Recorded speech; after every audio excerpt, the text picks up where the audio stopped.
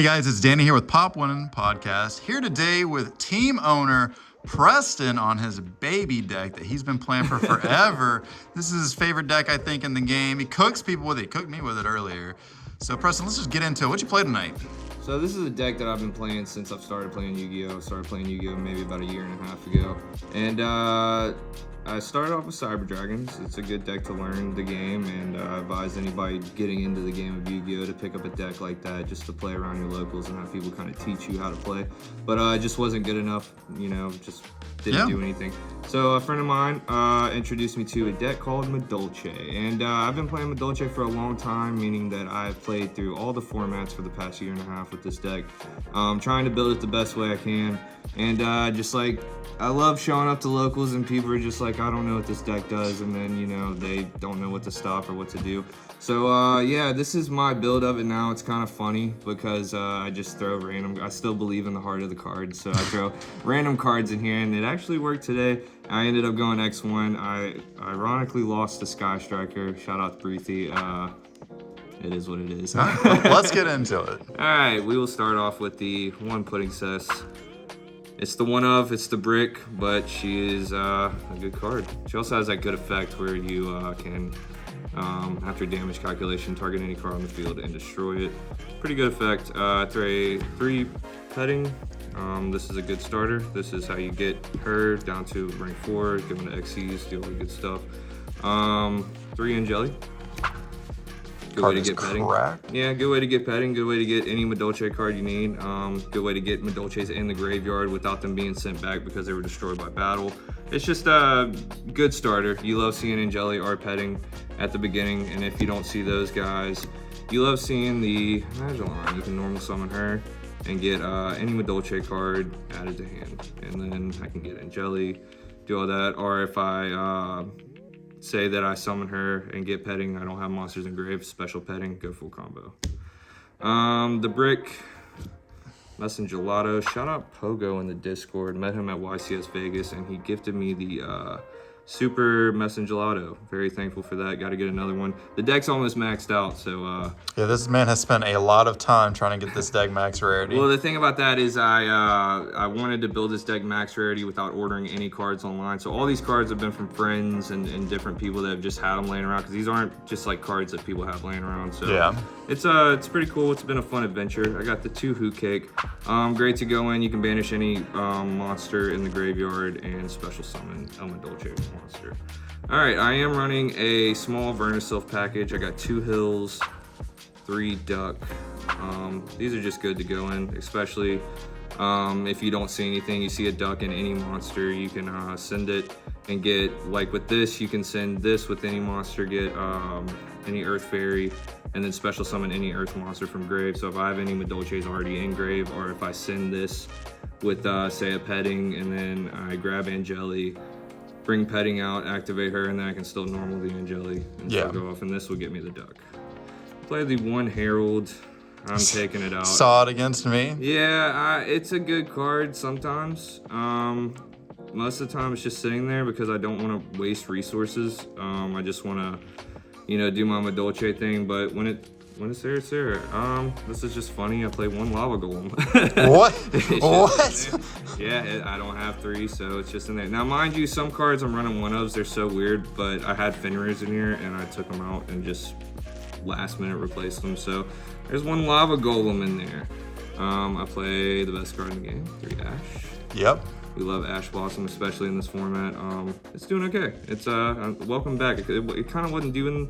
You didn't play Ash in the last format, or I didn't. I think a lot of people didn't, and it's just good to see it back. It's also good to see Nibiru. We got 3 Nibiru. Man, it's hand trap central. Yeah, with we love deck. Nibiru. Nibiru is just a good card, and I love it. All right, going into spells. A lot of people will not agree with this, but I do play 1 Ticket.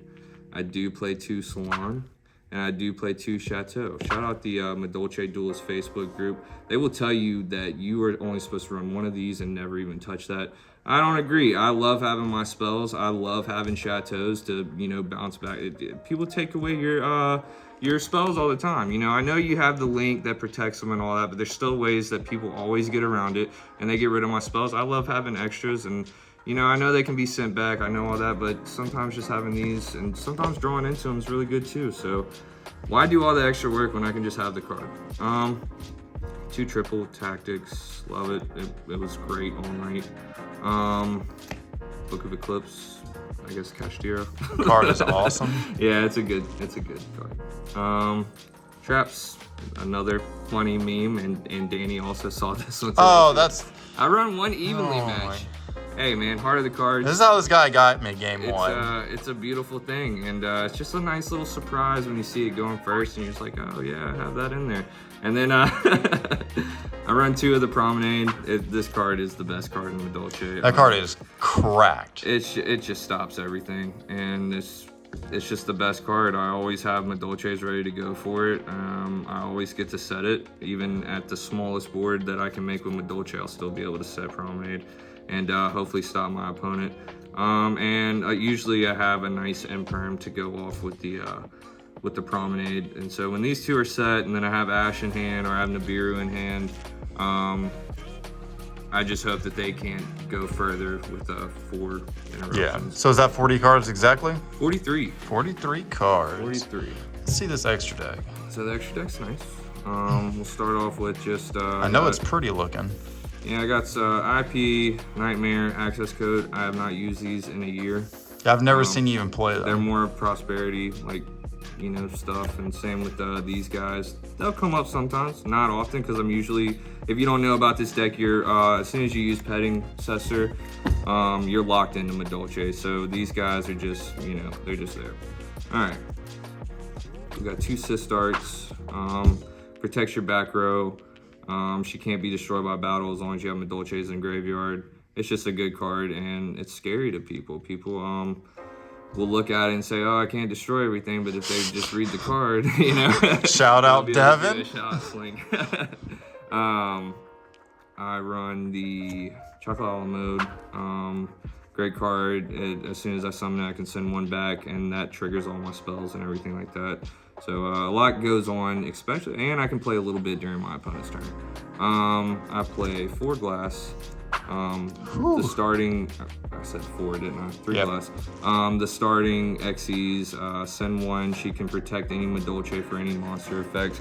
And once a Madolche card is sent to grave while she's on field, she can activate her second effect to target up to 2 cards in either player's graveyard and shuffle them back to deck. So it's a good one, you know, because people activate an effect and then you just activate your little quick effect, and they're like, okay, that's cool. And then you're like, okay, glasses, and during the next chain, you can activate glasses effect to send any in graveyard back. And then I run the 2 Queen Tiramisu. Let's look at these beautiful old cards. I remember these cards came out in Abyss Rising.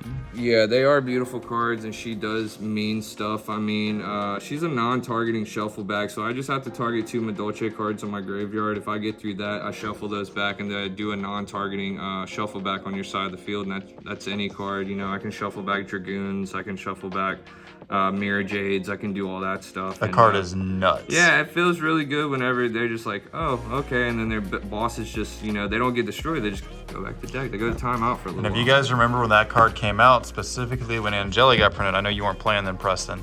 That card was a fucking menace. And it still can be. Oh yeah, it's still good. It's still good. Let's see this spicy side deck that you got. I kind of put it together before I came here tonight. 3 prosperity for going first. Siding the prosperity, man, is crazy. D barrier for when I know my opponent's deck, I can just side that in. Cross out again if I know my opponent's deck is good. And back row hate, really, because I don't like trap decks and there's a lot of them. So Short and simple, I like it. yeah, nothing too crazy. These are all cards that people, you know very well and they should have in their collection. So if you want to build a nice little side deck for this format, I think this one's okay. You know, it's not nothing crazy, but it's just a nice little side deck for a beginner duelist. And same with Madolche. People get kind of intimidated with the combo lines and like how it is. But if you're a beginner duelist, I definitely recommend picking it up. It's not that expensive. This is a maxed out deck, but I mean, all the other cards are all common and stuff. You can get them fairly cheap. It's a really good deck to play. And the lines aren't too hard. And so you're taking this to the regionals upcoming? Are you going to those, you know? Yeah, I'll go to one up TCG out in Mendenhall. I'm going to go check them out. We'll bring the team out there. and just have a good time. Play some Yu-Gi-Oh. Let's see if we can get some invites. Gotcha. You got anything else to say before we sign off? Shout out Pop One Podcast. I love everything that's been going on. It's been a long ride, 2 years coming up, and just to see how far the movement has gone from just being a guy trying to be the card guy to 2 years later. It's getting there. Yeah. And we're doing good. Shout out my team. Shout out everybody playing for me. It's a really wild ride. YCS Vegas was a movie. We're going to LA. We're going to Philly. Yep. We're going all around America and hopefully around the world soon. You know, you never know. Shout out to my local. Shout out to Pandas Paradise. Beautiful shop. I love Panda to death. I love his family. They're really nice people, and they welcome not only Pop One but the whole Yu-Gi-Oh community with open arms, and they treat us very well here, and that's what matters. Yep. So if you're in the Gulfport, Mississippi area and you need a locals, come to Pandas Paradise. We're here on Wednesdays and Saturday nights. Saturday nights it's usually Pop. We got sometimes upwards of 26 players, which is usually a really, really good locals. But yeah, come by if you want to. It's all about having a good community, man, and we're very fortunate because there are places that don't, get to play Yu-Gi-Oh on a competitive level just because they don't have the shop that does it or the organization or anything like that. I'm glad to say that we're kind of keeping everybody together to where if we do go to big events, we can come to the locals and test properly. Everybody here's very in the competitive scene, and I'm super, super happy about that. For sure. Well, this is Danny and Preston from Pop One Podcast signing off. You guys have a great night. Peace.